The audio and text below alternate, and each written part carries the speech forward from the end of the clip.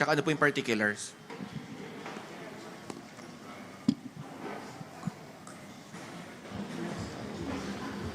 Dalawa po yung file natin this morning. Yung isa po yung House Bill number 11192. Ang title po nito, an act regulating the allocation and utilization of confidential and intelligence funds imposing penalties for misuse and misappropriation. Yung isa naman po ay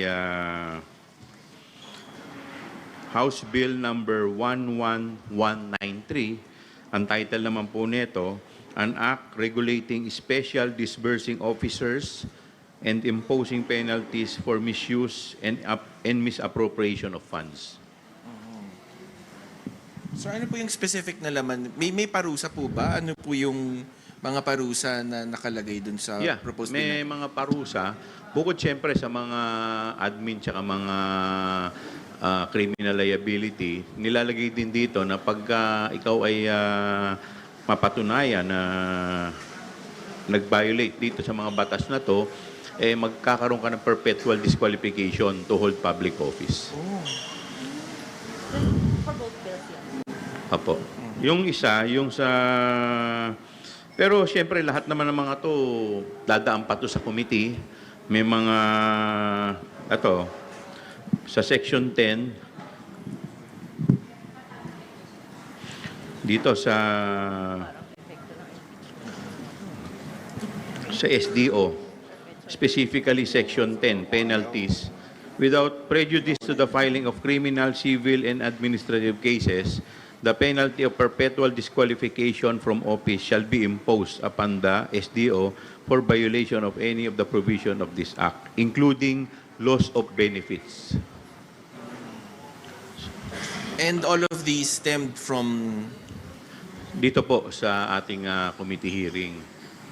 Dito po kasi, originally, pag SDO ka, ang sa ngayon basta't ikaw ay in-appoint lang ng head of agency, pwede ka na maging SDO. So dito po sa ating bagong batas na ipinasa, may mga qualification na po kami na isinaad.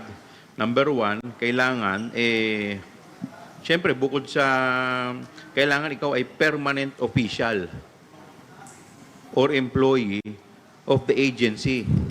At ikaw ay kailangan may salary grade 24. Tapos kailangan meron kang educational background na related sa accounting, auditing, or finance. At dapat yung approved fidelity band mo kailangan equivalent sa iyong accountability. Our next question will be from Marian. Okay. Sir, dun sa, so tinatapos na nga po natin, kumbaga isasantabi natin yung confidential funds, yung probe natin ng good government dito. And si Vice President Sara Duterte, meron din po siyang statement, sinabi niya na with that nga po, at least kahit pa paano, matatapos na rin yung tinatawag niya na may relief daw po bala sa mga personnel ng OVP and sa Department of Education dahil natapos ng hearing. Kasi nung mga nakaraang linggo daw, talaga nababalisa, anxious daw sila, tormented. Takot daw sila sa buhay nila and that's why buti naman ngayon. And with the impeachment nga po, no, na isasalang na, at least doon daw po masasagot niya yung mga dapat sagutin, lalo na may proseso daw ng batas. So, sir, ano po masasabi niyo? Mas mabuti raw na mayroon nga impeachment dahil doon sa impeachment ako lang yung inahabol ng mga members of the House of Representatives. Hindi na nila tiniterrorize yung mga kasamahan ko sa Office of the Vice President. Would you like to comment on that? Na yun nga, with your pag-summarize or pagtapos po nito ng confidential fund probe ng good government. And sabi niyo po, tatalakayin niya na rin sa impeachment proceedings, kumbaga, kung magtutuloy po sa Committee on Justice itong confidential fund probe. Well, siyempre, nare-respeto naman natin ang opinion ng ating Vice President. At kung sakasakali nga po na ito'y talakayin ng impeachment ng ating Vice President, yung mga bagay-bagay, no, yung mga ibang issue, siguro mas fully masasagot dun sa Committee on Justice. In addition lang po siguro, just a comment, I'm not sure if necessarily interrelated naman po sila eh. Kasi yung proceedings dito sa briefing, not really briefing, proceedings po natin dito sa good government in aid of legislation, iba naman po yung tinututukan po natin as compared to impeachment. So I don't know, I don't necessarily agree, although we respect the opinion, of course, that's the good Vice President's opinion. Pero for her to say na mas okay ng... I think that's the gist of it po, Marian, no? Tama. Na sinasabi niya, buti lang natapos na itong good go para makaproceed na sa impeachment. One, the impeachment proceedings is separate. Two, we don't even know if it's going to proceed because as far as we know, there were only 2 filings as of late. And we're unsure yet of how that's going to proceed po, no? If it's going to really afford her that... sabi niya po, she wants to she's willing to have face-to-face. But when it comes to the impeachment complaint po, that's a separate matter. It's different from this. So we're not sure also kung the articles of impeachment itself would include this. So it really depends po on yung basis doon. So yung point lang being, parang these are 2 separate matters and I'm not sure if it really follows po, no? Sir, I understand meron na rin pong parang nilalobby yung Makabayan Block or may nagpapapirma po nga nitong para sa, wanted resolution na po ng impeachment case at didiretso na sa plenaryo. Kayo po ba willing kayo? Are you in favor po para pumirma dito sa impeachment resolution? Well, honestly, hindi ko pa nababasa yung laman ng impeachment complaint ng Makabayan Block. So, in the event na ibigay po sa amin to, pag-aaralan po muna namin kung ano yung laman nito. In my case po, personally, di pa po lumalapit yung mga kabayan. I haven't seen yet yung impeachment complaint po nila. So we can't really comment yet, having not seen the articles po. If I understand, Makabayan is only 1 article of impeachment. Tama po ba? And that's very different because I understand, comparing lang to the other impeachment, there were 3 articles, 24 grounds. So you have to consider in po all of that in totality before choosing which one to support po siguro. Sorry. Follow-up lang, sorry, second to the last question. Sir, you mentioned po, Chairman Chua, several times na kulang po tayo sa oras. Tingin nyo, wala na pong panahon dahil nga magkakampanya na eleksyon. Do you think po it's better that this will be tackled, itong impeachment complaint, sa 20th Congress rather than sa 19th Congress? Ano po? Pakiulit. Sabi niyo po, wala nang panahon. Pinaka-challenge po, for example, para isulong nga po ang impeachment complaint kay VP Sara is yung time. Wala pong oras pa dahil magkakaroon na ng eleksyon, may kampanya, magiging busy, lalo na po kayong mga congressmen and senators. Kung sakaling umabot na nga po doon sa Senado yung bilang trial court, at ano po ba sa tingin ninyo? Better ba kung sa 20th Congress, tingin niyo po ba isa lang ang impeachment kesa sa 19th Congress? Well, yung Senate kasi is a continuing body eh. Hindi naman yan matatapos. Meron pa rin naman 12 senador. Yung comment ko po ay personal opinion ko lamang yun. At hindi po yun ang opinion ng lahat. So, sinasabi ko lang yun dahil by February, alam naman natin, national campaign na. And by March, local campaign. Although, syempre, ang trabaho naman namin, ang mandato po namin is hanggang end ng June. So, in the event naman na itong impeachment talaga ay umusad, syempre may obligasyon din naman kami na ito ay gampanan. We recognize Vic Sumintak, Net 25. Congressman Chua, sir, good morning. Sir, now that the House Committee on Good Government and Public Accountability is eyeing for a legislation requiring confidential and intelligence fund disclosure and penalties for misuse of that fund,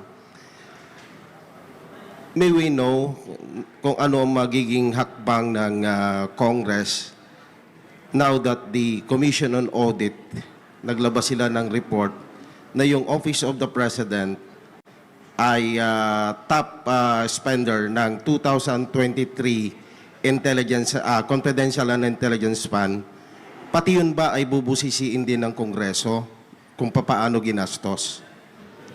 Well, yung sa Office of the President is a different matter dahil yun may trabaho at may obligasyon ang ating presidente bilang commander-in-chief ng sandatahan ng ating bansa at ang kanya po ay it concerns national security.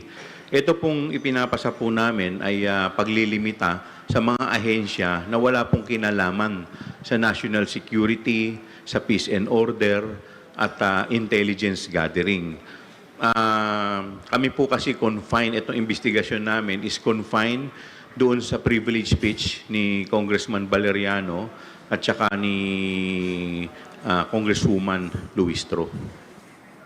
And in addition to that lang po, no, and just to be clear, 2 points make it different po. No? First and foremost, yung nabanggit po ni Chairman Chua, is that in relation to yung good gov, we were talking about confidential funds by civilian agencies that are not necessarily related initially. And whether or not this piece of legislation was passed, we are going to act on that. If someone filed a privileged speech or a resolution, if there were any regarding doon naman sa President, if ever it was found to be used in matters not related to their functions, then I think the committee would also take that matter up po. No? But the difference is it did not happen po.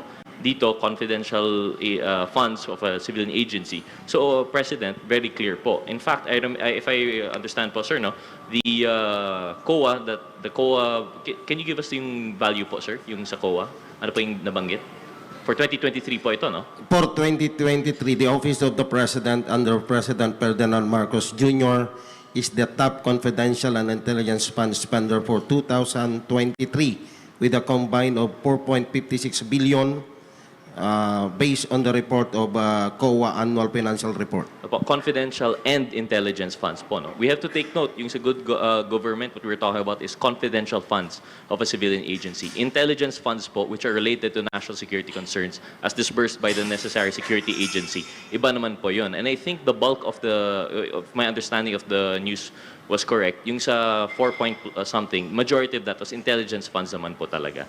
So that's the first po, na the distinction between confidential and intelligence funds, between civilian and security agency. Second matter po na yung pagkakaiba nito, we will take note, wala pong notice of disallowance.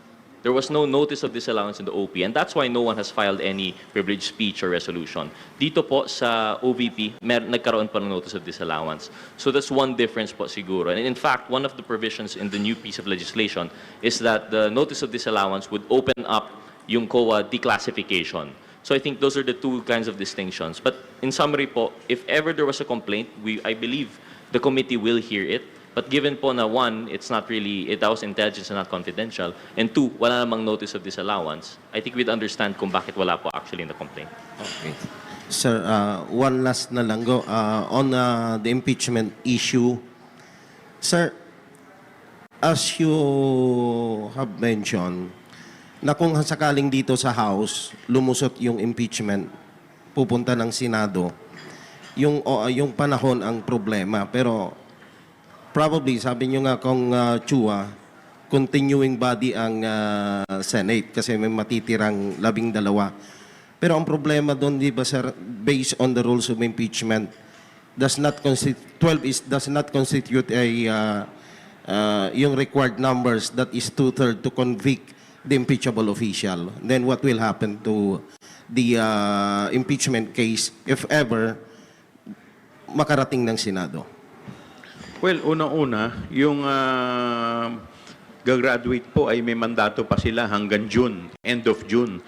Hindi pa naman sila, ibig sabihin, hindi naman porke nagsimula ang kampanya, ibig sabihin ay hindi na po nila dapat kampanan ang kanilang trabaho. So kung ito po ay sumampa, whether may kampanya o wala, talagang siyempre bilang mga lingkod bayan, obligado rin po sila na gampanan ang kanilang trabaho. We recognize Ms. Vivian, then followed by Ms. Mela. Sir, bale, 1 week na lang before yung mag-break, yung Congress. So, napag-usapan na po ba sa majority yung impeachment with this time left before mag-break? So far, wala pa naman po. And then, would you have information po kung na-transmit na sa Office of the Speaker yung 2 impeachment complaints filed so far? Sorry, wala rin po akong idea. Your reaction na hindi pa po natatransmit?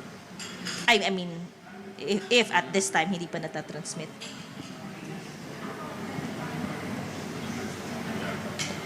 I believe ito po yung what we discussed in the previous press con question of yung 10 days. Is it necessary that it has to be transmitted immediately within the 10 days or do they really wait until the end? But given that the 10 days has not lapsed, we can't see any issues yet po. No? So we'll have to wait and see po with the Office of the Secretary General. And then sir, dito lang sa mga final po ninyo na bills so far, ano po yung mga nakita ninyo that prompted the filing? For example, yun po bang current SDOs, wala yung mga background na nabanggit po ninyo, etc.? Wala eh. Ang sa SDO ngayon, basta't ikaw ay pinili ng head of agency, SDO ka na. Kaya nga medyo hinigpitan po natin dahil nakita po natin. At saka dito po, clearly, nilagay rin po namin na hindi mo po pwedeng i-delegate yung iyong trabaho bilang SDO. Ano yung danger nun, sir? Pag in-appoint ka lang, hindi ka permanent employee na SDO? Siyempre, kaya po namin na binigyan ng mabigat na para maiwasan yung pagkukuntsabahan ng head of agency at saka ng SDO. In addition lang po, no? So generally, it's hard to summarize po, Vivian, sorry, kung what prompted us to file this legislation. But in relation to your question, the SDO, regarding appointments in confidence, mahirap rin po because the necessary nature of confidential funds, given that they're given, it's more, there's more impunity in relation to its spending, there's more discretion, and it's under less scrutiny, apparently. That's what we've seen in the Good Governance Committee. When you have familiarity between the head of agency and then the appointed person of trust, it would breed some sort, not really breed, but what we would see is it could be a possible avenue for collusion. So that's why one of the things that was pointed out in the new piece of legislation is that it should be a professional, permanent office already. So once we've determined first and foremost whether an agency will require confidential or intelligence funds, then they would also need a permanent position which will not change from administration to administration. So less likely na po yung chances of collusion. In line with that, kasama na rin po doon yung dangers of further delegation. Mawawala rin yung point nung measures na anti-collusion if you will still allow the SDO to further delegate to other persons. In fact, our understanding of the joint circular was that bawal na po di ba, kung SDO po ako, bawal na po yan i-delegate. But given that we've seen that that is the practice, we felt that it is needed to necessarily spell it out in the law. So yun po yung ginawa po natin here, amongst other things po. Okay. Dito lang, sir, sa yung isa nyo pang bill, yung imposing penalties for misappropriation of confidential funds. Wala pa po bang current laws punishing yung, misappropriation, misuse of confidential funds? Actually, pag titignan mo kasi maraming po pwedeng maging punishment. Nandiyan dyan yung pagkamalaki yung amount, more than 50, plunder, so may mga so forth and so on, di ba? So ito naman po is in addition doon sa mga po pwedeng isampa.